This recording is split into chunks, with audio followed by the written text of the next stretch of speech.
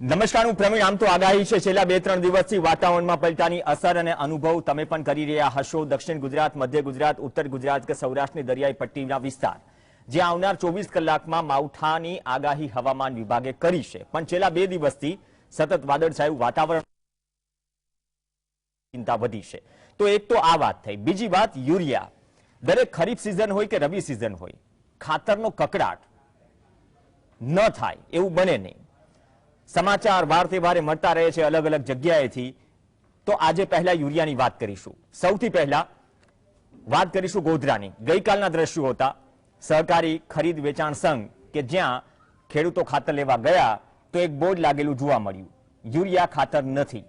હવે જેવા જ મીડિયામાં અહેવાલો આવ્યા એટલે તરત એક્શન મોડમાં આવ્યું. ત્યાં પણ ખેડૂતોએ કહ્યું અને સહકારી જે કેન્દ્ર છે, સહકારી કેન્દ્રના લોકોએ પણ કહ્યું કે યુરિયાની અછત છે. સીધા જ હવે મીડિયામાં અહેવાલો આવ્યા તો સવાલ એ થાય કે ભાઈ પૂરક ખાતર તરીકે યુરિયા જો સમયસર નહીં મળે તો રવિ પાકથી લઈને તમામ પાકો માટે કઈ રીતે આપણે આગળના સમયમાં આયોજન કરી શકીશું. બીજી વાત એ રહી કે અત્યારની સ્થિતિએ શું ખરેખર યુરિયાની અછત છે કે પછી આયોજનનો અભાવ છે? કેમ કે આજે રાજ્ય કક્ષાના કૃષિ મંત્રી બચુભાઈ ખાબર જ્યારે એપીએમસી શુભેચ્છા મુલાકાતે પહોંચ્યા તો બચુભાઈ ખાબરે કહ્યું કે યુરિયાની કોઈ અછત નથી, આ કૃત્રિમ અછત છે. તો 24 કલાકમાં જ આ પરિસ્થિતિ હોય, પહેલા એ નિવેદન સાંભળી લઈએ. કેમ કે 24 કલાકમાં જ કહી દેવાયું કે ભાઈ કોઈ અછત નથી, બધું સહી સલામત છે, પણ આ કૃત્રિમ રીતે અછત ઊભી કરેલી છે. પણ સવાલ એ છે કે કૃત્રિમ રીતે અછત ઊભી કેમ થાય છે અથવા તો કેમ સ્વીકારતા નથી કે આયોજનનો અભાવ છે? પહેલા જોઈએ ગોધરાના આ સમાચાર બાદ કઈ રીતે રાજ્ય કક્ષાના કૃષિ મંત્રી બચુ ખાબરે બચાવ કર્યો અને કહ્યું કે ખાતરની યુરિયાની કોઈ અછત નથી. અછતની પણ એ વાત નથી, એ બિનજરૂરી ઊભું કરેલું છે. આજે ગોધરાની અંદર 85,860 બેગ આ જિલ્લાની અંદર આટલો મોટો જથ્થો છે. જેટલા મારા સેન્ટરો છે તમામ સેન્ટરો પર આજે પૂરતો જથ્થો છે અને ખેડૂતો લઈ જઈ રહ્યા છે અને એને વાપરી રહ્યા છે. એ કઈ પ્રશ્ન જ નથી. ચલો, બચુભાઈ ખાબરે સંખ્યા પણ જણાવી દીધી કેટલી બોરીઓ ઉપલબ્ધ છે જિલ્લામાં અને કોઈ ચિંતા કરવાની જરૂર નથી. પરંતુ જ્યારે શટર ડાઉન હોય એ પણ સહકારી કેન્દ્રનો, તો સવાલ થાય ને કે ભાઈ ખાતરનો જથ્થો નથી અથવા પહોંચવામાં મોડું થયું તો કારણ શું? ઊભી કરેલી છે અછત, તો ઊભી કોને કરેલી છે એ સવાલનો જવાબ નથી. અને શોધતા શોધતા એક પ્રેસ નોટ મળી ગઈ. આ પ્રેસ નોટ રસાયણ અને ખાતર મંત્રાલયની છે, ગયા મહિનાની 18 તારીખને. તેમાં ડીએપી થી લઈને યુરિયા થી લઈને એમઓપી થી લઈને એનપીકે થી લઈને તમામનો જથ્થો ઉપલબ્ધ છે. અને કહેવાયું છે કે દેશભરમાં, કેમ કે ત્યારે પણ સમાચારો હતા તમિલનાડુ સહિતના રાજ્યોમાં કે ખાતરની અછત છે, એટલે મંત્રાલયે કહ્યું કે ખાતરની કોઈ અછત નથી. દેશમાં રવિ પાક માટે જેટલી જરૂરિયાત છે આ તમામ ખાતરોની, પૂરક ખાતર અને પાયાના ખાતરની, એ તમામ ઉપલબ્ધ છે જથ્થો. તો પછી સવાલ એ થાય કે દરેક વખતે આ વખતે અછત કેમ થઈ રહી છે અથવા તો મેનેજમેન્ટમાં કેમ અછત દેખાઈ રહી છે, આયોજનમાં કેમ અછત દેખાઈ રહી છે? ગઈ ખરીફ સિઝન પણ યાદ કરીએ, જ્યારે ડીએપી પાયાનું ખાતર હતું, અછત હતી. મનસુખ માંડવિયાનું સ્ટેટમેન્ટ પણ સાંભળ્યું કે જેટલું આપણે ખાતર જોઈએ છે તેનાથી સવા એવો સ્ટોક ભારત પાસે છે. છતાં પણ આયોજનના અભાવે લાઈનો લાગી. હવે પોર્ટ પર કોના ખટારાનો કોન્ટ્રાક્ટ ટ્રાન્સપોર્ટનો ચાલે છે, કેમ રેક ઉપરથી નથી, કેમ પહોંચતી નથી, અથવા તો સબસિડાઇઝ યુરિયાના ભાગરૂપે જે ખંભાતથી એક કૌભાંડ ઝડપાયું હતું તેના કારણે સબસિડાઇઝ યુરિયા જે ઇન્ડસ્ટ્રીઝમાં જાય છે એ ઇન્ડસ્ટ્રીઝને લઈને એક સ્કોડની પણ રચના કરવામાં આવી જૂનમાં. પણ તેની શું સ્થિતિ છે એની પણ વાત સમજીશું. અને બીજા આપમાં વાત કરીશું થોડા માવઠાની. આપણી સાથે બે ખાસ મહેમાન જોડાઈ ગયા છે. ગુજરાત ના કિસાન કોંગ્રેસના ચેરમેન પાલ આંબલિયા આપણી સાથે જોડાઈ ગયા છે. મધુભાઈ ધોરાજીયા જોડાઈ ગયા છે, કૃષિ અધિકારી રહી ચૂક્યા છે મધુભાઈ, અને કૃષિ નિષ્ણાંત તરીકે જોડાશે. મધુભાઈ, પહેલા ખાતરની થોડી વાત કરી લઈએ. અહીંયા અછત તો નથી, મેં પ્રેસ નોટની પણ વાત કરી. એક્ઝેક્ટ જે આંકડો છે પ્રેસ નોટનો યુરિયાનો, એમ કહે છે 2022-23 દરમિયાન યુરિયા માટે જે જરૂરિયાત છે દેશની 180.18 LMT છે. તેની સામે પૂરતો ઉપલબ્ધ છે જથ્થો. ગયા મહિનાના હિસાબથી જેટલો વપરાશ છે, જેટલો ઉપલબ્ધ છે, તમામ જે મંત્રાલય છે, રસાયણ અને ખાતર મંત્રાલય, આંકડાઓ ઉપલબ્ધ કરાવે છે. તો આંકડાઓ ઉપલબ્ધ થાય છે તો ખામી ક્યાં છે? 24 કલાક પહેલા જ્યાં બોર્ડ લટકેલું હતું ગોધરામાં, આજે બચ્ચુ ખાબર કહે છે કે આ તો કૃત્રિમ રીતે ઊભી કરેલી સ્થિતિ છે. તો આ સવાલનો જવાબ કેમ દર વખતે મળતો નથી? દર્શક મિત્રો, પહેલા તો આજે જે આપણા સરદાર પટેલ સાહેબની જે પુણ્યતિથિ છે એની સ્મરણાંજલિ આપ સૌ વતી અર્પિત કરું છું. પ્રવીણભાઈ, આ જે આજે ખરેખર એ બહુ સરસ આપે જે પ્રશ્ન આજે ઉપસ્થિત કર્યો છે કે ખાતરની અછત કેમ છે. તો ખાતરની અછત થવાના 2-3 કારણો છે. એમાં ખાસ કરીને જે આપણો જે ખાતરનો વપરાશ છે એ વપરાશ નાઇટ્રોજન ખાતરનો વપરાશ એ ખરેખર આપણે બેલેન્સ રાખવું જોઈએ. તો આ સરકાર એ બેલેન્સ રાખવામાં નિષ્ફળ નીવડી છે. નિષ્ફળ એ રીતે નીવડી છે કારણ કે આજે ફોસ્ફરિક ખાતરના અને પોટેશિયમ ખાતરના એટલા બધા ભાવ છે અને ડીએપી છે, પોટા છે અને મિશ્ર ખાતર બીજા છે, એ ખાતર ખરેખર ખેડૂતને નાખવા હોય તો પણ આજે નાખી શકાય એવી પરિસ્થિતિમાં નથી કારણ કે અતિશય જે ભાવ છે એ ભાવના કારણે, મોંઘા થવાના કારણે આ ખાતર એ વાપરતા બંધ થયા છે. અને જે નાઇટ્રોજન છે એ યુરિયામાંથી એ મળે છે એટલે નાઇટ્રોજન છે એ સસ્તું છે. આજે માની લઈએ કે 270-300 રૂપિયાની આજે બોરી કદાચ મળતી હોય તો સસ્તામાં સસ્તું ખાતર કયું, કોઈ પણ ખેડૂતને કોઈ પૂછે કે સસ્તામાં સસ્તું ખાતર કયું તો એ યુરિયા કે છે. અને યુરિયા માટે આજે ખરેખર એ વપરાશ આજે એ વધતો હોય એવું આજે એ જણાઈ રહ્યું છે કારણ કે સસ્તું હોવાને કારણે દરેક મધુભાઈ, એક તો એક કારણ છે કે સસ્તું છે એટલે વપરાશ વધે, તો એ હિસાબથી આયોજનમાં ઝડપ કેમ નથી આવતી? હવે તો ચૂંટણી પણ પૂર્ણ થઈ. એટલે એને સસ્તું છે એટલે એનો અર્થ એવો ને કે આપણે ભાવ વધારી દેવો, પણ જે ફોસ્ફરિક ખાતર છે અને પોટાશ ખાતર છે એ તો એને પણ ભાવમાં આપણે બેલેન્સ આપણે રાખવું જોઈએ, એ પણ સસ્તા કરવા જોઈએ કે જેથી કરી ખેડૂતો છે એ બેલેન્સ ખાતર એ વાપરી શકે.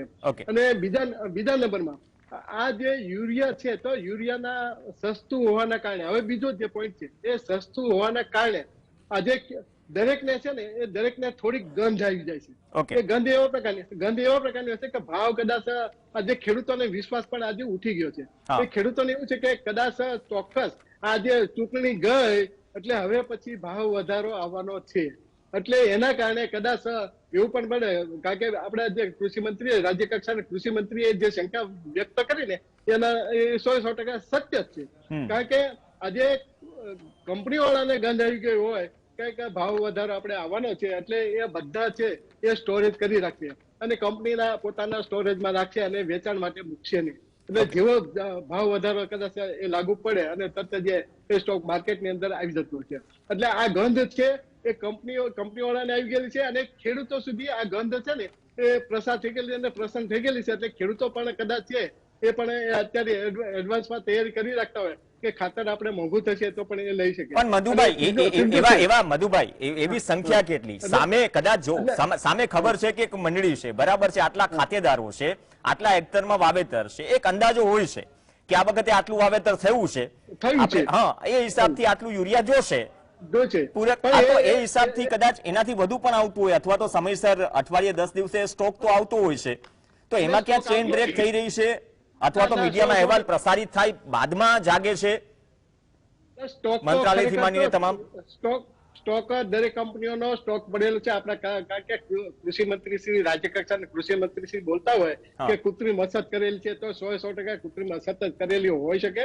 કારણ કે દરેક કંપનીના ગોડાઉન ની અંદર જો આજે ચેક કરે ને તો આ ગોડાઉન ની અંદર એ ખરેખર ખાતરનો જે મળશે અને આજે 24 કલાકની અંદર 12 કલાકની અંદર જો પાટિયા ઉતરી જતા હોય અને જે એમને પણ ખ્યાલ આવી જતો હોય કે કંઈક થશે તો આ સ્ટોક તો પડેલો છે. શૈલેષ પરમાર આપણી સાથે છે. બહુ સારી વાત કહી કે 24 કલાકમાં પાટિયા ઉતરી જાય. શૈલેષભાઈ, ગઈકાલે જે ગોધરાની સ્થિતિ હતી સહકારી કેન્દ્ર પર કે યુરિયા નથી, સાથે જ આજે રાજ્ય કક્ષાના કૃષિ મંત્રી ત્યાં ગયા અને કહ્યું કે ભાઈ પૂરતો સ્ટોક છે, પાટિયા પણ ઉતરી ગયા, વેચાણ પણ શરૂ થઈ ગયું.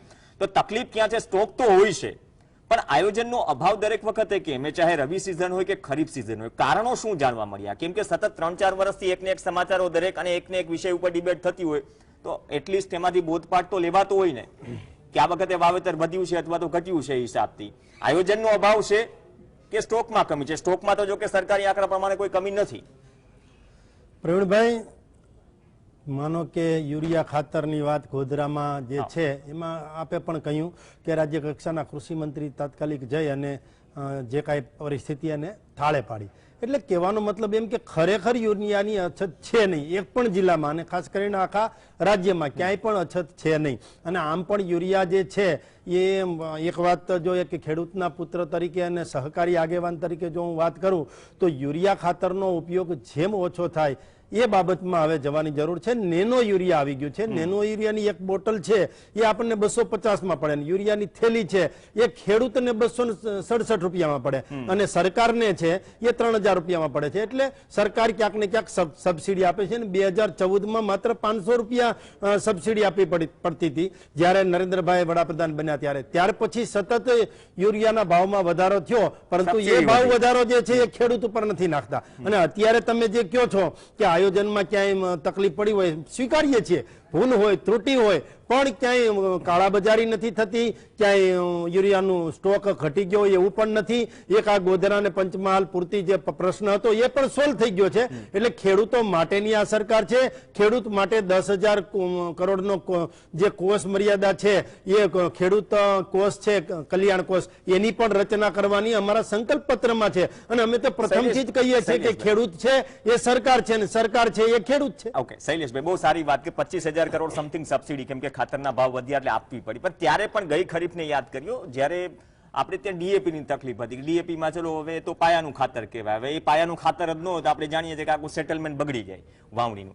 હવે આ સ્થિતિ કેમ સર્જાય છે? એક નાનો સવાલ એ પણ છે કે જે સબસિડાઇઝ યુરિયાનો ઉપયોગ ઉદ્યોગોમાં થાય છે, ખંભાતથી પૂરું રેકેટ પકડાયું હતું, ગુજરાત સમાચારે પણ સ્ટોરી કરી હતી. એ સબસિડાઇઝ યુરિયાના રેકેટમાં અત્યાર સુધીની કાર્યવાહી શું, પણ એ પણ એક પ્રશ્ન છે ને. કેમ કે જૂન મહિનાની આપણે થોડી યાદ દેવડાવી આ પ્રશ્ન એટલે સાંકળી દઉં છું કેમ કે આ સળગતો મુદ્દો છે, જમીન સ્તર પર બહુ ઓછો ચર્ચાય છે. અલગ અલગ ઇન્ડસ્ટ્રીમાં જે વપરાય છે, કેમ કે યુરિયા મોંઘું પડે છે, એના માટે એક સ્કોડની રચના કરી હતી કૃષિ વિભાગે, ખાસ કોડ રચી હતી જૂન મહિનામાં. રાઘવજીભાઈ પટેલે પ્રેસ કોન્ફરન્સ પણ કરી હતી. તો એ સ્કોડમાં બાદની કાર્યવાહી શું? કેમ કે આ પણ એક બહુ મોટું કારણ છે કે જાણીએ છીએ કે સબસિડાઇઝ યુરિયા કઈ ચેનલ મારફતે ક્યાં જાય છે, પકડાય એ દેખાય છે.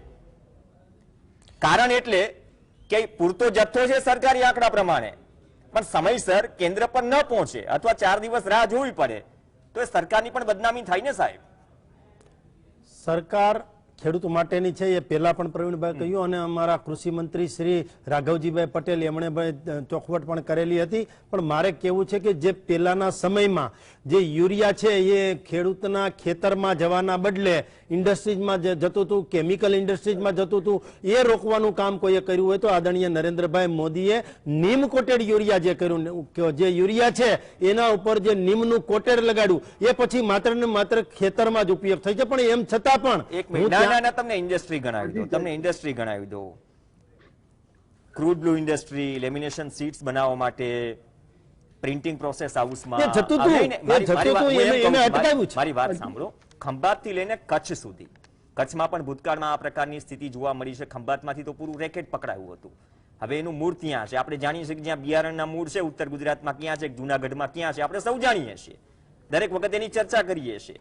તો એ વસ્તુ પર શું સંપૂર્ણ લગામ લાગી ગઈ છે? આ મુદ્દે તમારી પાસે જવાબ લેશે. એક બ્રેક માટે રોકાઈશું કેમ કે તેનું કારણ એ પણ છે કે સબસિડાઇઝ યુરિયા વાયા ઇન્ડસ્ટ્રી, વાયા સમથિંગ કે સમવન ઇન્ડસ્ટ્રી સુધી પહોંચે છે, જ્યારે શટર પર સહકારી કેન્દ્રમાં લખાયેલું હોય છે કે ભાઈ યુરિયા નથી, સ્ટોક નથી. 24 કલાકમાં પાટીઓ હટાવી દેવાય છે. તો સવાલ એ પણ થાય સ્ટોક હતો તો સાહેબ શટર કેમ પડેલું હતું? બ્રેક બાદ ચર્ચા યથાવત. ગોધરામાં સહકારી કેન્દ્ર પર યુરિયા ખાતર નથી બોર્ડ લાગ્યા. રાજ્ય કક્ષાના મંત્રી બચ્ચુ ખાબડે આજે સ્ટેટમેન્ટ આપ્યું, કોઈ અછત નથી, પૂરતો સ્ટોક છે. ચર્ચા આગળ વધારીએ, થોડો જવાબ લઈ લો, બાદમાં પાલાંબલિયા પાસે જઈશ. આપણી પાસે શૈલેષભાઈ, જે મેં ખાસ કોડની વાત કરી હતી રચના બાદ જૂનથી અત્યારે તમે 6 મહિના ગણી લો, 6 કે 7 મહિના, તો તેના પર પૂરતી લગામ લાગી ગઈ શૈલેષભાઈ? કેમ કે આ મુદ્દો ચર્ચાય છે ઓછો. જ્યારે પ્રેસ કોન્ફરન્સ થઈ ત્યારે 2 દિવસ માટે સમાચાર બન્યા, 6 મહિના પછી આજે ચર્ચા કરી રહ્યા છે. હા, ખેડૂતોની બાબતમાં કોઈ પણ ક્યાંય પણ ખોટું થતું હશે, સંગ્રહખોરી થતી હશે, યુરિયાની હોય કે ડીએપીની હોય કે હમણાં મધુભાઈ વાત કરતા હતા ધોરાજીયા સાહેબ કે જે ડીએપી છે એમાં પણ ભાવ આ તે, પણ ડીએપીમાં ફોસ્ફરસ છે એ પણ બહારથી લાવવું પડે છે, એ પણ આપણે સ્વીકારવું જોઈએ. અને બીજું કે ખેડૂતોને ક્યાંય ભારણ ન પડે એ દિશામાં ચાલનારી આ સરકાર છે. સંકલ્પ પત્રમાં પણ પ્રથમ કોઈ ધ્યાન રાખવામાં આવ્યું હોય તો એ ખેડૂતોનું ધ્યાન રાખવામાં આવ્યું છે અને ખેડૂતો માટેની યોજનાઓ અને ખેડૂતો માટે જે કાંઈ કરવાનું છે એ જ કર્યું છે. બાકી જો પ્રવીણભાઈ તમે જે વાત કરી કે આ પ્રકારનું માનો કે ક્યાંય થશે અને જે કાંઈ છીંડાઓ છે એ કઈ રીતે બુરવા, એ દિશામાં પણ સરકાર ચાલી રહી છે. એ આમાં સ્કોડની રચના કોઈને- કરી, હું એમ કહું છું, એ સ્કોડની રચનાથી ફરક શું પડ્યો એમ? ના, એ માટેની જ રચના છે અને એ માટે જ કંઈક કામ કરવાની દિશામાં સરકાર ચાલી રહી છે, એ જ બતાવે છે ને. આગામી દિવસોમાં પણ જે રીતે ગૃહ મંત્રાલયે કામ ચાલુ કરી દીધું છે, જે રીતે કૃષિ ખાતાએ કામ ચાલુ કરી દીધું છે, જે રીતે રેવન્યુ ખાતાએ કામ ચાલુ, બધા જ પ્રકારના કામો ચાલુ થઈ ગયા છે. અને એમાં પણ ખાસ કરીને સરકાર એક્શનમાં આવી ગઈ છે. 156 સીટ સાથે બહુમતીથી છે, એટલે કોઈ પણ કાયદો પસાર કરવામાં પણ કોઈ મુશ્કેલી નહીં થાય ને. ખાસ કરી અને ખેડૂતોની આવક બમણી કરવા તરફ જવા માટેની જ આ સરકાર આ વખતનું કામ કરવાની. 2022 થોડો ગોલ ચુકાઈ ગયો. હવે અપેક્ષા રાખીએ, ઘણા બધા થોડા વિઘ્નો છે, અપેક્ષાઓ પણ થોડી વધી છે. પાલ આંબલિયા આપણી સાથે છે. પાલભાઈ, મેં એક ખાસ કોડની પણ વાત કરી જૂન મહિનાની. કૃષિ મંત્રીએ પ્રેસ કોન્ફરન્સ પણ કરી હતી, પણ મેં કહ્યું ખરીફ હોય કે રવિ હોય, સરકારી આંકડો આ પહેલા જ મેં પ્રેસ નોટ દેખાડી, શૈલેષભાઈ પણ જોઈ લે, એમને હું સોંપી પણ દઉં. આ 18 નવેમ્બરની જ છે. બધું જ દેશભરમાં ક્યાંય તકલીફ જ નથી. એમ આપણી પાસે સ્ટોક પૂરતો હશે. મતલબ એવું તો નથી કે બહારથી મંગાવવું પડે. રો મટીરિયલ્સની તકલીફ છે, રશિયા યુક્રેન યુદ્ધના કારણે વચ્ચે આવી, છતાં પણ આ સ્થિતિ કેમ સર્જાય છે? 24 કલાકમાં શટર ઊંચા થઈ જાય છે. શું આયોજનનો અભાવ માની લઈએ, અથવા તો જે મધુભાઈએ વાત કરી કે એવા કદાચ રૂમર્સ આવે કે ભાવ વધવાના છે, થોડી સંગ્રહખોરી ખેડૂતો પણ કરે, વેપારીઓ પણ કરે, અને એમાં બધા આવી જાય? કારણ શું છે? પ્રવીણ, પહેલા તો આજે આદરણીય સરદાર વલ્લભભાઈ પટેલની, લોખંડી પુરુષની પુણ્યતિથિ નિમિત્તે ગુજરાતના તમામ લોકોને વતી સરદાર વલ્લભભાઈ પટેલને ભાવભરી GSTVના માધ્યમથી શ્રદ્ધાંજલિ. બીજું, ચૂંટણી પછીની પહેલી ડિબેટ છે, એટલે ભાજપના તમામ કાર્યકરોથી લઈ અને પ્રદેશ પ્રમુખ સુધી તમામને જે બહુમતી, જે હમણાં શૈલેષભાઈએ કહ્યું એ મુજબ 156 સીટ પ્રચંડ બહુમતી અને ઐતિહાસિક બહુમતી મળી, એના માટે પણ GSTVના માધ્યમથી અભિનંદન. અને ગુજરાતની જનતાને અત્યાર સુધીમાં રેકોર્ડ બ્રેક, ક્યારેય સરકાર ન બની હોય એવી સરકાર બની છે અને ગુજરાતની જનતાએ બનાવી છે. એના માટે ગુજરાતની જનતાને પણ ખૂબ ખૂબ અભિનંદન. આ અભિનંદન પછી મારો પ્રવીણ સવાલ જ એ છે કે આવડી રેકોર્ડ બ્રેક પ્રચંડ બહુમતી આપ્યા પછી ખેડૂતો ખાતરની બૂમરાડ કરે તો એ જવાબદાર કોણ? પ્રવીણ, ખરેખર જવાબદાર કોણ? સરકાર જવાબદાર, જનતા જવાબદાર, હું જવાબદાર, કે માધ્યમ તરીકે તમે જવાબદાર? આ મારો એક સવાલ છે પ્રવીણ. આયોજનના અભાવની બાબતે આપણે ચર્ચા 12/11/2021 દિવસે GSTVના માધ્યમથી ખાતરની બાબતે ચર્ચા કરી હતી. ત્યારે આ જ પ્રશ્ન હતો. તમે ગોધરા અને પંચમહાલની વાત કરો છો. ગઈકાલે જામનગરમાં પણ આ પરિસ્થિતિ હતી. ખેડૂતો બૂમરાડ કરતા હતા કે ભાઈ ખાતર નથી, ખાતર નથી. અને જોયા જેવું એ છે કે કૃષિ મંત્રી, કેબિનેટ કૃષિ મંત્રીનો પોતાનો એ હોમ સ્ટેટ, શું કહેવાય, હોમ જિલ્લો છે, હોમ ડિસ્ટ્રિક્ટ છે, ત્યાં પણ આ બૂમરાડ હતી જ. એટલે કોઈ ખાતરની અછત છે એ કોઈ નવી વાત નથી. હવે જોયા જેવું એ છે કે સરકાર તરીકે સરકારની ફરજ છે, કારણ કે આમાં સરકાર બદલી છે, એમાં કઈ કરતા કઈ નવું નથી બદલું, ખાલી વચ્ચેથી ચૂંટણી પસાર થઈ છે અને ભાજપની સીટો વધી છે અને બાકીની સીટો ડાઉન થઈ છે. આનાથી બાકી હતી એને સરકાર છે.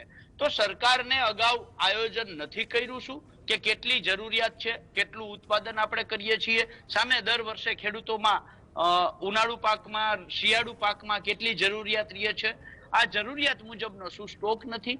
જો સ્ટોક હતો તો પછી અછત કેમ ઊભી થઈ? જો પાલભાઈ, આ તમારા અને શૈલેષભાઈ બંને માટે વાત છે. જે શબ્દશઃ જે બચ્ચુભાઈ ખાબડે, રાજ્ય કક્ષાના કૃષિ મંત્રીએ કહ્યું છે ને કે ભાઈ ખાતરની અછત કૃત્રિમ રીતે ઊભી કરેલી વાત છે. હવે કૃત્રિમ રીતે કોણ આવી વાત ઊભી કરે છે એ નથી સમજાતું, કેમ કે દ્રશ્યો પણ PCI ટીમ ચલાવે, જ્યાં બોર્ડ લટકેલો છે, તાળું મારેલું છે ગોધરાનું, 24 કલાકમાં એ તાળા ખુલી જાય છે. હવે આ વાત સમજાતી નથી. તો કારણો શોધવા જોઈએ. કારણો તો દર વર્ષે બહાર પણ નથી આવતા. પ્રવીણ, હું એ જ વાત ઉપર આવતો હતો કે માની લો કે અછત નથી તો અછત કોણ ઊભી કરે છે? ત્યાં બોર્ડ શા માટે લાગ્યા છે? આ જવાબદારી GSTVની નથી, આ જવાબદારી મારી પણ નથી. અને હવે તો અમે કોંગ્રેસને, અમે જનતાએ ક્યાં વિરોધ પક્ષનો દરજ્જો આપ્યો નથી, એટલે વિરોધ પક્ષ કામ નથી કરતો એવું હવે કહેવાનો તો મોકો ક્યાંય કરતા ક્યાંય તમને ના રહ્યો, શૈલેષભાઈ ને ના રહ્યો, જનતાને ના રહ્યો. આ બહુ સારું કામ કર્યું. અમને તો વિરોધ પક્ષને લાયક પણ નથી સમજ્યા. પણ તેમ છતાંય રાષ્ટ્રીય પક્ષ હોવાના નાતે અમારી ફરજ છે અમે સવાલ ઉઠાવીએ છીએ અને ઉઠાવતા હતા, ઉઠાવતા રહીશું. પણ કૃત્રિમ અછત ઊભી થઈ છે તો કૃત્રિમ અછતને ડામવાનું કામ સરકારનું છે. આ જવાબદારી સરકાર છટકી કોઈ પણ કાઢે ના શકે. આ સંપૂર્ણ જવાબદારી પ્રવીણ. અને પ્રવીણ, તમે જે બીજી વાત કરી હતી કે સ્કોડની રચના કરવામાં આવી છે, પ્રવીણ, આ ગુજરાતમાં છેલ્લા 4-5 વર્ષથી આપણે ડિબેટો કરીએ છીએ કેટલી સ્કોડ, કેટલી એજન્સીઓ, કેટલી શું કહેવાય સમિતિઓની રચના થઈ. તમે યાદ કરો એ દરેક સમિતિનું પરિણામ શું આવ્યું છે? એક પણ પરિણામ. શૈલેષભાઈને ચેલેન્જ સાથે કહું છું, ભલે અમે ચેલેન્જ કરવાને લાયક કે નથી હું સ્વીકારું છું, પણ તેમ છતાંય શૈલેષભાઈને ચેલેન્જ સાથે કહું છું કે એક સમિતિ, એક એજન્સી, એક જાંચ સમિતિ, એક સ્કોડ એકનું પરિણામ જાહેર કરે કે આની અંદર અમે દરેક વખતે વાત આવે છે જે શૈલેષભાઈ કહે છે ને, એક પણ ને છોડવામાં નહીં આવે. પાલભાઈ હું જવાબ લઈ લઉં. શૈલેષભાઈ, મેં એ જ સવાલ બીજો તમને કર્યો તો આ સ્કોડની રચના કરી બાદમાં શું વિશ્લેષણ નીકળ્યું કે વાયા નેશનલ હાઈવે કચ્છ જે જાય છે સ્ટોક અથવા તો ખંભાતમાંથી જે પકડાયું, ખરેખર કોણ હતું, શું હતું, કેટલા સ્ટોકમાં યુરિયા આ રીતે સબસિડાઇઝ યુરિયાનો ઇન્ડસ્ટ્રીયલ લેવલ પર ઉપયોગ થાય છે? આ નથી લાગતું કે સરકાર અને ઓવરઓલ ચિંતાનું કારણ છે? સરકાર જાણીએ છે કે સબસિડી જનતાના, મારા તમારા ટેક્સના પૈસામાં જ સરકાર સબસિડી આપે છે. એ યુરિયા ત્યાં જાય ઇન્ડસ્ટ્રીયલ એરિયામાં, ઇન્ડસ્ટ્રીયલ વિસ્તારમાં, કોઈ પણ અલગ અલગ ઇન્ડસ્ટ્રીના નામ પણ આપ્યા. તો કારણ શું આવ્યું? ક્યાં મોટા ભાગે ઉપયોગ થાય છે અને કેટલા સ્ટોકનો ઉપયોગ થાય છે? એનું આંકલન તો કરવું પડશે ને. પ્રવીણભાઈ, સમિતિની રચના કરી છે.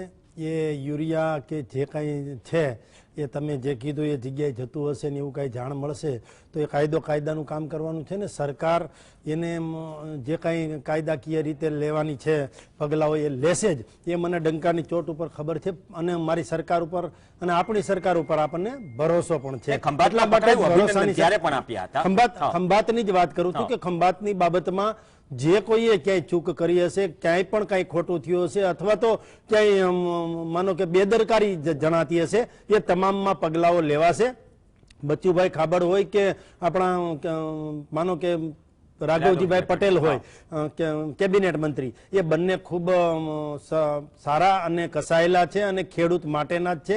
અને રાઘવજીભાઈ પટેલ માટે તો મેં તમારા મોઢે પણ ઘણી વખત સાંભળેલું છે અને જામનગરના લોકોના મોઢે પણ સાંભળેલું છે કે ખેડૂતના બળદનું અવસાન થાય તો પણ ખરખરે જાય એ રાઘવજીભાઈ પટેલ છે. એટલે રાઘવજીભાઈ પટેલને એટલા માટે જ એ વિભાગ, કૃષિ વિભાગ આપવામાં આવ્યો છે કે એ ખેડૂતના દીકરા છે ને ખેડૂતને સમજે છે. આમાં પણ જે ખંભાતની બાબતમાં પણ ક્યાંય ખોટું થયું હશે તો એને છાવરવાના કદાચ દરેક સિઝન પહેલા, આ સિઝન પહેલા પણ એનો કદાચ એ ડેટા કે કઈક એ વસ્તુ બહાર આવવી જોઈએ. પાલાંબલિયા એક ક્વિક રિએક્શન બ્રેક લેવો છે, માવઠું પણ ચિંતા વધારી રહ્યું છે. પ્રવીણ, મારે આ સ્કોડ ઉપર મારે ખાલી ભાઈને યાદ કરાવવા છે ક્યારે રચનાઓ થઈ. બારદાન કૌભાંડ બાબતે 2017-18 માં એક સમિતિ રચવામાં આવી.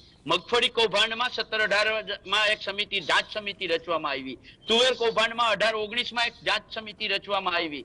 ખેડૂતોના ખાતરની અંદર એક બાચકીએ 5 કિલો ખાતર ઓછું આવતું હતું, એના માટે એક જાંચ સમિતિ 2018-19 માં રચવામાં આવી. જમીન માપણીમાં જે ટર્સરી પોઈન્ટ, ગ્રીડનો પથ્થર ખોડવાના હતા, એના માટે સ્કોડની રચના 2015-16 માં કરવામાં આવી. એવી જ રીતે નહેરોમાં પડતા ગાબડાઓ માટે બરાબર છે 16-17 માં એક જાંચ સમિતિની રચના થઈ. આ દરેક સમિતિમાંથી એક સમિતિનો રિપોર્ટ જાહેર કરે અને એમાં એક વ્યક્તિને દોષિત થયો હોય, સજા થઈ હોય એવી એક વ્યક્તિ જાહેર કરે.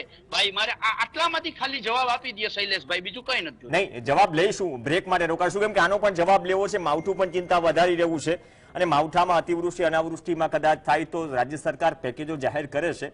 એસડીઆરએફ મુજબ અલગથી પેકેજ જાહેર કરે છે, પણ પ્રધાનમંત્રી ફસલ બીમા યોજના તો ભૂતકાળ થઈ ગયું. હજી અમુક હિસાબો મળતા નથી, હજુ ઘણું બધું પેન્ડિંગ છે. મુખ્યમંત્રી કિસાન સહાય યોજના 2.5 વર્ષથી કાંધીએ મૂકેલી છે, એ પણ ઉતરતી નથી, અત્યાર સુધી ક્યાંય લાગુ થઈ નથી. એવી તો યોજના છે. હવે માવઠું થયું તો એ યોજનાની કોઈ ગાઈડલાઈન પણ આમાં લાગુ પડતું નથી અને 24 કલાક હજુ માવઠાની આગાહી છે. દક્ષિણ ગુજરાત અને સૌરાષ્ટ્ર પટ્ટીમાં દરિયાઈ પટ્ટીના જે જિલ્લાઓ છે ત્યાં એ ચિંતા વધારનારું છે. રવિ સિઝન માટે પણ અમુક પાકોના વાવેતર ઓછા થયા છે, ઉપરથી ખાતર અને ઉપરથી માવઠું. એવા બધા જિલ્લાઓમાં જે ગઈ વખતે અતિવૃષ્ટિ કે અનાવૃષ્ટિ હતી. બ્રેક બાદ માવઠા. Welcome back. ખરીફ સિઝન તો ગઈ, પણ રવિ સિઝનમાં યુરિયાની અછતના સમાચાર મળ્યા તો મંત્રીઓ દોડતા થઈ ગયા. 24 કલાકમાં સ્ટેટમેન્ટ બદલાયા, પાટિયા ઉડી ગયા, લોક ખુલી ગયા, યુરિયા વેચાવા માંડ્યું ગોધરામાં. ચર્ચા માવઠાની પણ છે. ચર્ચા આગળ વધારીએ, કેમ કે છેલ્લા 2-3 દિવસથી વાદળછાયા વાતાવરણના કારણે તમે ડાંગર હોય, ઘઉં હોય, રવિ પાકો સહિત શાકભાજીના પાકોને અસર પહોંચી છે અને ઘણી જગ્યાએ મધ્ય, દક્ષિણ અને સૌરાષ્ટ્રના ઘણા બધા વિસ્તારોમાં થોડો કમોસમી વરસાદ પણ થયો. 24 કલાક વધુ આગાહી છે. શૈલેષભાઈ, તમારી પાસે આવું એ પહેલા મધુભાઈ ધોરાજીયા, ચલો ઘાસચારો પલળે નહીં એની તકેદારી કદાચ આગાહી મળે તો વ્યવસ્થા કરી લેવામાં આવે, પણ માવઠું આ વખતે લાગે છે વાતાવરણમાં જે પલટો છે, વાદળછાયું વાતાવરણ, ધુમ્મસ, જે રવિ પાકોને ઠંડી જોઈએ, જેમ ઠંડી વધારે એમ પાકે. ઘઉંની સિઝનમાં કેવું થયું હતું લાસ્ટ ટાઈમ ખબર છે કે ગરમી પડવા માંડી તો ઘઉંનું ઉત્પાદન ઘટી ગયું. આપણે આંકડાઓ પણ જોયા પ્રેક્ટિકલી. તો આ માવઠું જે દરિયાઈ પટ્ટી છે સૌરાષ્ટ્રની, દક્ષિણ ગુજરાતના જિલ્લાઓ છે, કઈ રીતે મોટી અસર પહોંચાડશે આ રવિ સિઝનને? કેટલું ચિંતાજનક માનો છો? કેમ કે આ પણ ચર્ચા કરવી જરૂરી છે. વાવેતર ઘણા પાકોનું ઘટ્યું પણ છે જો આ રવિ સિઝનની વાત કરીએ, પાણી હોવા છતાં. પ્રવીણભાઈ, આ માવઠાથી તો ઘણી મોટી અસર એ થઈ શકે છે, કારણ કે અત્યારે જે ખરીફ ઋતુનો આપણો જે કપાસનો પાક છે, આ કપાસનો પાક અત્યારે ખાસ કરીને જે અંતિમ સ્ટેજમાં જે કે વીણી ઉપર અત્યારે ચાલી રહ્યો છે, અત્યારે કપાસની ગુણવત્તા પણ એ બગાડી શકે છે, 100% બગાડે છે. જે જીનની અંદર જે ઢગલાઓ પડેલા છે, ખુલ્લા કપાસના ઢગલાઓ પડ્યા છે, એની પર વરસાદ પડશે એટલે એની ગુણવત્તા પણ એ ઘટવાય. આ ઉપરાંત દિવેલાનો પાક છે, દિવેલાનો પાક પણ અત્યારે ઉભો છે. દિવેલાના પાકમાં અત્યારે ખાસ કરીને લણણી ચાલી રહી છે અને લણણીનો જે કઈ માલ ઉત્પાદન આવે છે એ ખેડૂતો ખુલ્લા ઢગલા જ કરતા હોય છે. એટલે આની પર જો વરસાદ પડે તો એની પણ ક્વોલિટી ખરેખર એ ડાઉન થઈ શકે છે, એટલે આમાં પણ એ થઈ શકે. ઉપરાંત શિયાળુ પાકો આપણે જોઈએ તો શિયાળુ પાકની અંદર ખાસ કરીને અત્યારે જીરું માટે જે છે ને એ ખરેખર આ વરસાદ છે એ હાનિકારક એ નીવડી શકે છે. ઘઉં છે તો ઘઉંને અત્યારે ખાસ કરીને અત્યારે ઠંડી ઋતુની ખાસ જરૂર પડે છે અને ઠંડી જો ન હોય તો એ પાકમાં પાક ઉત્પાદન પણ ઉપર અસર કરે છે. એટલે આ ખાસ કરીને આના ઘઉંના ઉત્પાદન ઉપર પણ અસર એ થશે. એટલે મોટા ભાગનો જે છે ને આ કમોસમી વરસાદ છે એ નુકસાન એ ખરેખર કરી શકે છે. પણ આમાં ખરેખર જે માર્કેટિંગ યાર્ડની અંદર જે કઈ સ્ટોક પડેલો છે એટલે એ ખરેખર એ પણ ઘણો બગડતો છે. એટલે આમાં ખરેખર એ ખેડૂતોને જો આમાં હજી બચાવ હોય તો જેમાં આપણે સિગ્નલો લગાડે છે કે જે દરિયાપટ્ટી ઉપર આપણે સિગ્નલો લગાડે છે કે ભાઈ 1 નંબરનું સિગ્નલ, 2 નંબરનું, 3 નંબરનું આ રીતે સિગ્નલ લગાડશે, એમાં અત્યારે ખરેખર દરેક માર્કેટિંગ યાર્ડ ઉપર સિગ્નલ લગાવવાની એ જરૂર ઉભી થઈ છે. કારણ કે જો એ ખેડૂતો એ જો આવું વાતાવરણ હશે ને એ માર્કેટિંગ યાર્ડ વાળા પણ અત્યારે પ્રોત્સાહન આપતા હોય છે.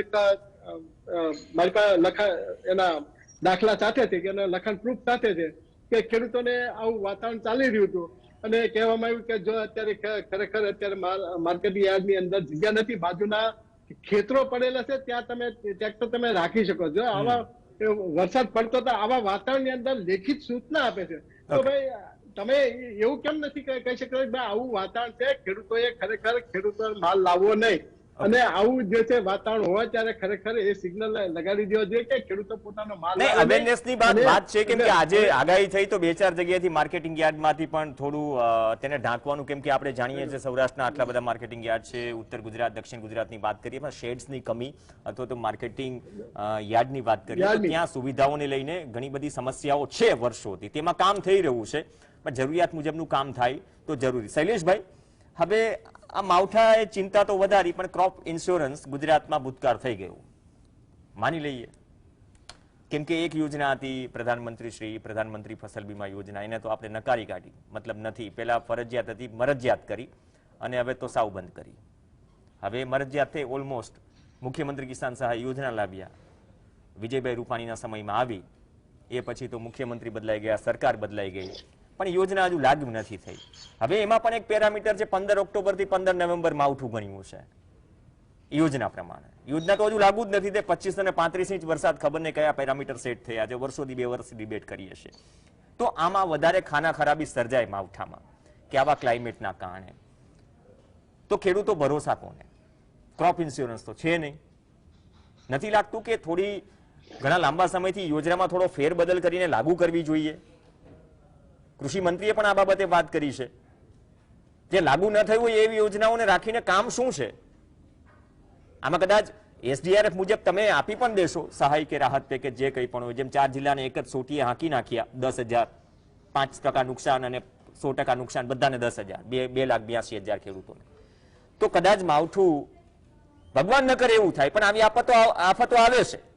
જો આવી સ્થિતિ થાય તો ક્રોપ ઇન્સ્યોરન્સ ક્યાં છે, જેનાથી માવઠાનો માર કે આ નુકસાનીનો માર ઘટી શકે? ગુજરાત સરકાર પાસે વૈકલ્પિક કોઈ એવી પરિસ્થિતિ છે આ યોજના સિવાય? યોજના તો લાગુ થવાથી રહી. પ્રવીણભાઈ, યોજના કરતા પણ વધારે હું વિશેષ એ કહીશ કે જ્યારે આવા વાવાઝોડા આવ્યા છે, એ કદાચ તાવતે વાવાઝોડું હોય, એ અનાવૃષ્ટિ કે અતિવૃષ્ટિ હોય, એ લીલો દુષ્કાળ હોય. પેલા આપે પણ વાત કરી કે માનો કે એક જ ચોમાસાની એક જ સિઝન લેવાતી, હવે સિંચાઈના પાણી ખેતરે ખેતરે પહોંચ્યા છે, નર્મદાના નીર પણ પહોંચ્યા છે, એટલે ખેડૂત 3 પાકો લેતો થયો છે. એટલે કહેવાનો મતલબ કે ખેડૂત અત્યારે ગમે તેમ કરીને જેટલા પાકો લેવાય એટલા લેતો થયો છે. અને જ્યારે આવી અતિવૃષ્ટિ આવી કે તાવતે વાવાઝોડુંમાં 500 કરોડની સહાય હોય કે 231 કરોડનું રાહત પેકેજ અગાઉ આપ્યું હતું એ હોય કે 225 કરોડનું હમણાં છેલ્લે જે કૃષિ આપણા પ્રવક્તા જીતુભાઈ વાઘાણીએ 225 કરોડનું પેકેજની જાહેરાત કરી હતી, એ પણ ઓનલાઈન ડીબીટીના માધ્યમથી, ડાયરેક્ટ બેંક ટ્રાન્સફરના માધ્યમથી ખેડૂતોના ખાતામાં આપ્યા છે. એટલે 4 જિલ્લા એ અતિવૃષ્ટિ અને પૂરનું સંકટ હતું. હું એ જ કહું છું ને, એમાં 2,82,000 ખેડૂતો 10,000 એક જ સોટીએ હાંકી દેવાય છે. વાત એ છે ને કે જ્યાં જેને ખાવા લોટ અને પહેરવા ચપ્પલ નથી રહ્યા એને પણ 10,000, 5% નુકસાન થયું છે એને પણ 10,000. તો આમાં કંઈક વિશ્લેષણ કરવું પડશે ને. આપણી પાસે હવે કેન્દ્રની યોજના નથી એમ માની લીધું છે રાજ્ય સરકારે. મુદ્દો એ છે. ક્રોપ ઇન્સ્યોરન્સ ભૂતકાળ થઈ ગયો. મારો સીધો સવાલ એ છે, ભૂતકાળમાં પણ આ સવાલ મેં તમને કર્યો છે, એટલે કરવું પડે છે કે માવઠું સામે છે. જો માવઠું છે એ ખરેખર તકલીફ છે. અત્યારે માનો કે દક્ષિણ ગુજરાતથી લઈ અને તમામ જગ્યાએ માવઠાની અસર પણ છે અને આગામી દિવસોમાં પણ થશે. જાફરાબાદમાં સિગ્નલો લાગ્યા છે એ પણ દેખાય છે. પણ મારે કહેવું એ છે કે ખેડૂતોને ક્યાંય પણ કોઈ નુકસાની થશે તો એ નુકસાની થાય એના માટે સરકાર બેઠી જ છે. અને સરકાર, કેન્દ્ર સરકાર એસડીઆરએફની યોજનાથી હોય કે રાજ્ય સરકારની યોજનાથી હોય, તમામ જગ્યાએથી ખેડૂતોને ક્યાંય તકલીફ ન થાય એ માટે સરકારની ફરજ છે. અમને સેવાનો મોકો આપ્યો છે એટલે અમે શૈલેષ સ્વીકાર્ય. તમે જે પેકેજની વાત કરી, આપ્યું છે સરકારે, હું ના નથી પાડતો, પણ હું એમ કહું છું કે જ્યાં ક્રોપ ઇન્સ્યોરન્સની સ્કીમ હતી નેશનલની, એ તમે નથી અત્યારે ગુજરાતમાં, તો સામે મને એક એવી યોજના તો બતાવો. એસડીઆરએફ તો ચલો આપત્તિમાં અપાય છે, પેકેજ આપે છે રાજ્ય સરકાર, યોજના હોવા છતાં યોજનાના વિશ્લેષણની વાત કરી રહ્યો છું. મુખ્યમંત્રી કિસાન સહાય યોજના, સાહેબ કોઈ મંત્રી બોલવા તૈયાર નથી એના વિશે. 2-2.5 વર્ષ થઈ ગયા. તો એના માટે ખેડૂતોની સરકાર છે, તમે કહી રહ્યા છો, માની લઈએ ખેડૂતોની સરકાર છે, પણ યોજનામાં થોડો ફેરબદલ તો કરો સાહેબ.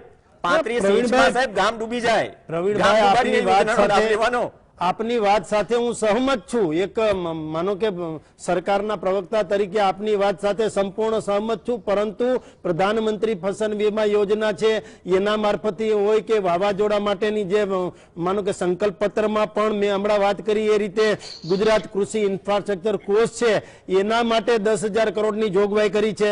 25,000 કરોડની જોગવાઈ સિંચાઈ માટે પણ કરી છે. એટલે નેવાના પાણી મોભે ચડાવવાની વાત એટલે જ કહું છું કે ખેડૂતોને ક્યાંય પણ તકલીફ થાય એ માટે સરકાર બેઠી છે. પરંતુ ક્યાં કઈ યોજનામાં ક્યાંય ફેરબદલ કરવાનો હશે તો કરીશું. આપની જે વેદના છે, આપ પણ ખેડૂત છો, આપની જે વેદના છે એની સાથે ખેડૂતો માટે ક્યાંય યોજનામાં ફેરફાર કરવાનો થશે તો તાત્કાલિક આ સરકાર કરવાની છે. આ વિષયમાં જેને સવાલ થાય ને તો નેવાના સવાલ મોભે ચડાવાય છે, હું એમ કહું છું, પણ જવાબ નથી હોતો.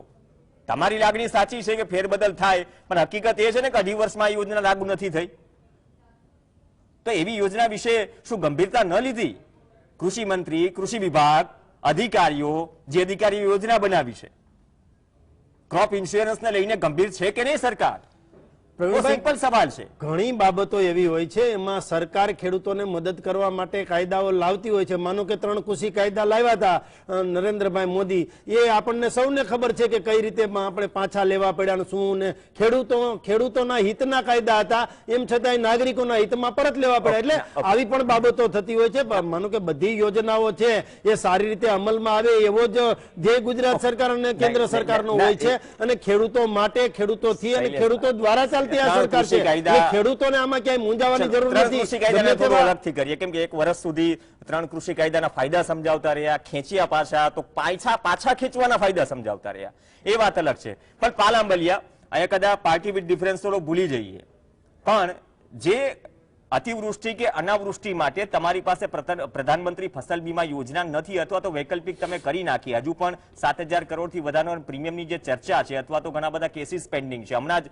હાઈકોર્ટે કહ્યું ને કે રાજ્ય સરકાર વીમા કંપનીઓને પ્રીમિયમ ચૂકવે, અને 7 જેટલા જિલ્લાઓ છે, આઈ થિંક 4-5 અઠવાડિયામાં એ જે કૃષિનું નુકસાન છે, પાકનું નુકસાન છે, એને ચૂકવણી કરી દેવામાં આવે. તો આપણી પાસે શું યોજના છે એ પ્રકારની, અથવા તો મુખ્યમંત્રી કિસાન સહાય યોજના જે ઠંડા ફ્રીઝમાં પડેલી છે એમાં થોડા ઘણા ફેરફાર કરવાની જરૂર છે? નથી લાગતું કે પ્રાયોરિટી હોવી જોઈએ? જો બંને પક્ષ, કોંગ્રેસ અને બીજેપી, જો ખેડૂત પક્ષે વાત કરતા હોય તો.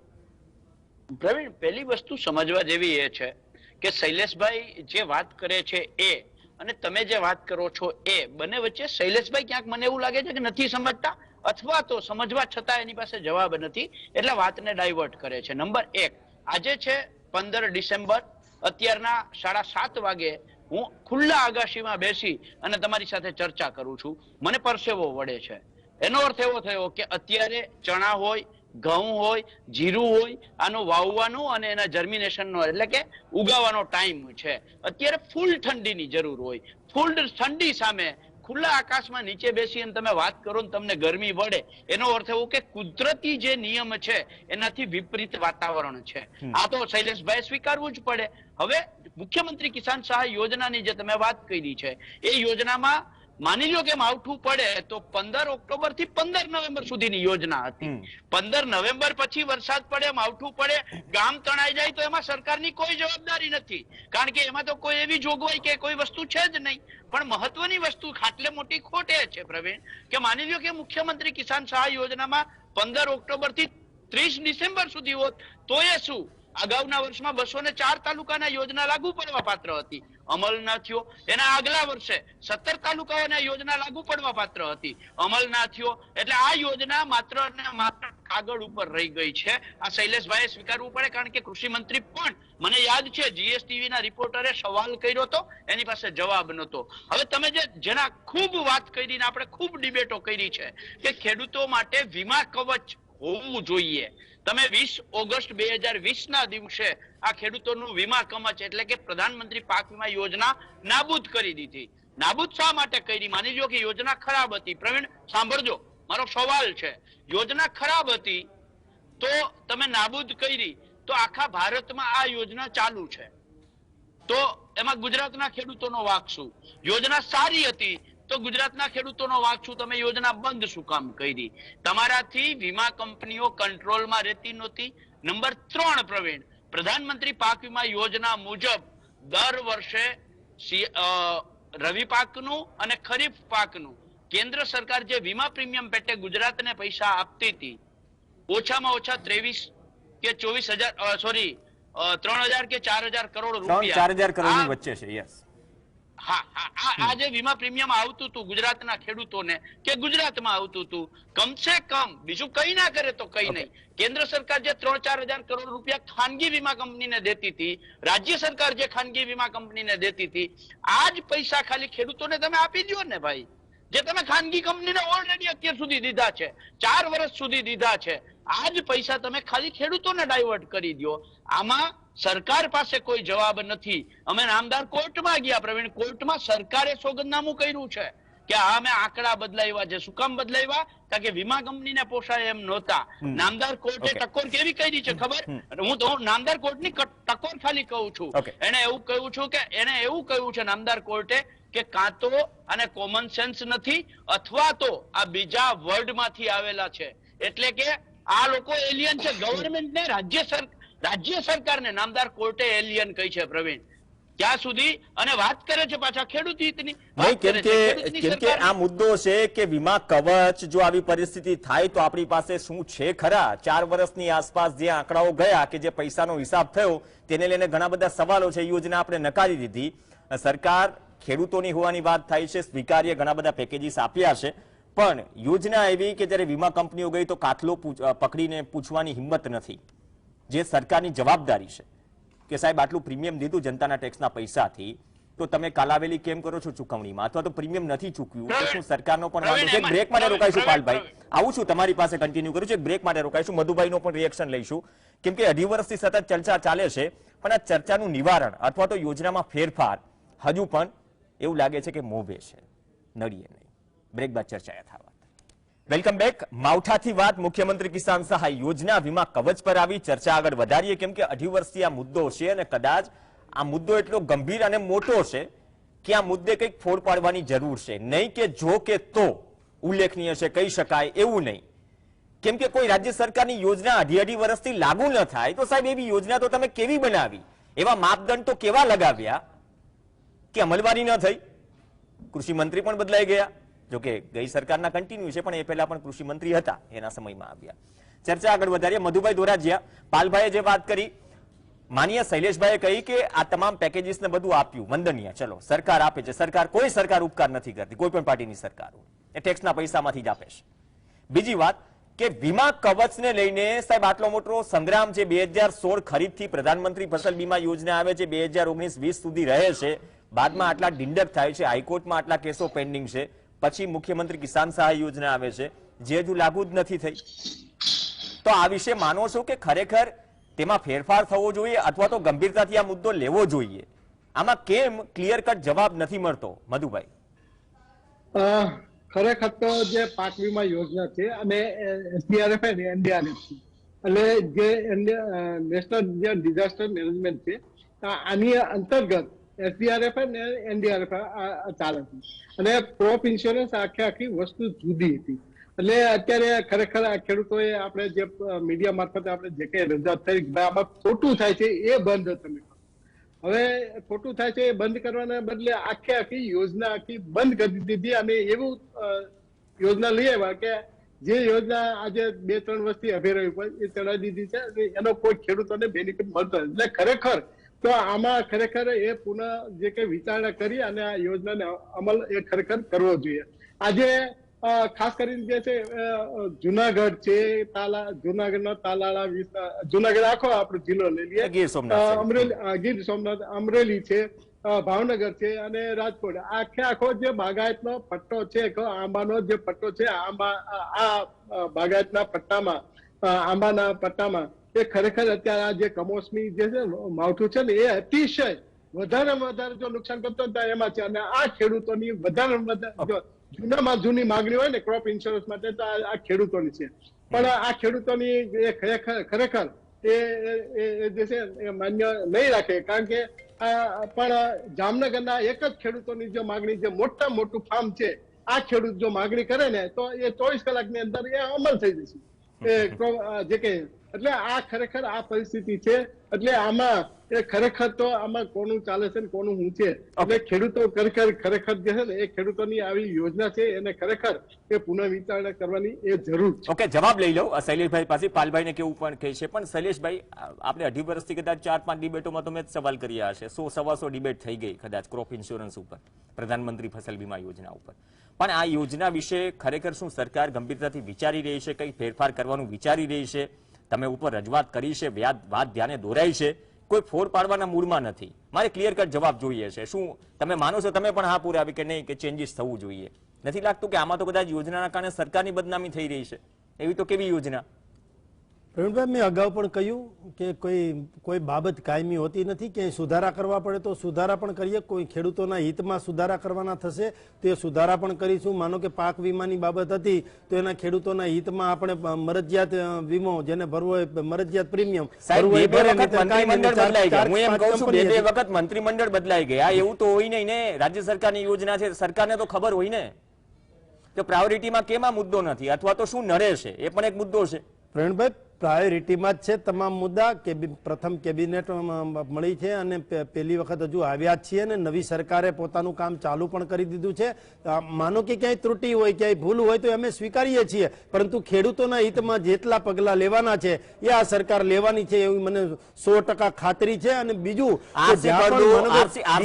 કૃષિ મંત્રી હતા, આરસી ફળદુ કૃષિ મંત્રી હતા, પૂરેપૂરી સરકાર મંત્રીમંડળ બદલાઈ ગયું, રાઘવજી પટેલ કૃષિ મંત્રી આવ્યા, હજી હવે બીજી ટર્મ છે, ફરીથી નવી સરકાર બની. સાહેબ અઢી મહિનાનો તો ગાળો આપ્યો એમ, ગંભીરતા એટલા માટે કહું છું. આ ગંભીર સવાલ છે. પણ આ યોજનામાં ક્યાંય ત્રુટિ હશે, ક્યાંય ખામી હશે તો એ નિવારવામાં આવશે.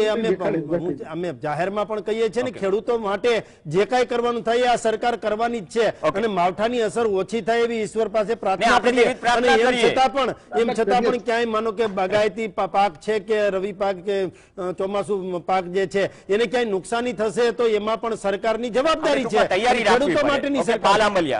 ફાઇનલ કોમેન્ટ, સમયનો અભાવ છે. પ્રવીણ, મુખ્યમંત્રી કિસાન સહાય યોજનાના ધારાધોરણો જે નક્કી કરેલા છે સરકારે, એ ધારાધોરણો મુજબ ગયા વર્ષે દુષ્કાળ પડેલો છે, એ ધારાધોરણો મુજબ ગયા વર્ષે અતિવૃષ્ટિ થઈ છે, એ ધારાધોરણો મુજબ 2020-21માં દુષ્કાળ પડેલો છે, એ ધારાધોરણો મુજબ 2020-21માં કમોસમી વરસાદ પડેલો છે. ધારાધોરણો જે નક્કી કર્યા હતા એ ધારાધોરણો મુજબ થયું, તો એનો અમલ કેમ ના થયો? નંબર 1. બીજું, આજે શૈલેષભાઈ જે રીતે અત્યારે વાત કરે છે, હું એને એક સાદું ઉદાહરણ આપવા માંગુ છું. માની લ્યો કે તમે એવું માની લ્યો કે મારી ગાડીનો વીમો નથી ઉતારવો. શું કામ નથી ઉતારવો? કારણ કે થર્ડ પાર્ટી એજન્સી તો સામે ભટકા છે, એને થર્ડ પાર્ટી એજન્સીનો વીમો રાખ્યો જ છે ને, તો મારે ગાડીનો વીમો ઉતારીને શું કરવો? આ કહેવાનો અર્થ એ છે કે પાક વીમા યોજનાની જરૂર નથી, કાં કે એસડીઆરએફ ને એનડીઆરએફ તો છે જ ને. એમ આ ક્યાંનો ન્યાય છે શૈલેષભાઈ? મને આ નથી સમજાતું. બરાબર છે, જો તમે યોજના બંધ કરી છે તો ખેડૂતો માટે વીમા કવચ યોજના નવી સરકાર બનાવે એવી આજે હું પહેલી વખત તમને વિનંતી સાથે કહું છું કે પાક વીમા યોજના જેવી વીમા કવચ આપતી યોજના સરકારે બનાવવી જોઈએ. ઓકે, અપેક્ષા રાખીએ કે શૈલેષભાઈ, ભલે કેબિનેટ બદલાઈ ગયા, ખાતા થોડા બદલાઈ ગયા, પણ ખાતા અમુક એમ જ રહ્યા છે, પણ આ ગંભીર મુદ્દો છે ને પહોંચાડજો. એવું ના થાય માવઠું તો ચલો ન થાય અને નુકસાની 0% થાય, 1% પણ ન થાય એવી અપેક્ષા રાખીએ. પણ આગ લાગે ત્યારે કૂવો ખોદવા બેસે એવું પણ ન થવું જોઈએ, આપણી રીતે તૈયારી હોવી જોઈએ. અને તૈયારી ભૂતકાળમાં સરકારે કરી છે. ખબર નહીં કે મુખ્યમંત્રી કિસાન સહાય યોજનાના નામે મોઢામાં મગ ભરાઈ જાય છે, અથવા તો બદલાતું નથી, અથવા તો કયા અધિકારીઓ આ તૈયાર કરી એને પણ પૂછાતું નથી કે સાહેબ આ પેરામીટર 25 ઇંચનો 35 ઇંચનો છતાં પણ ઘણા તાલુકા છે આટલા અઘરા પેરામીટર છતાં પણ ગામ ડૂબી જાય એટલો વરસાદ પડે છતાં પણ યોજના લાગુ ન પડે.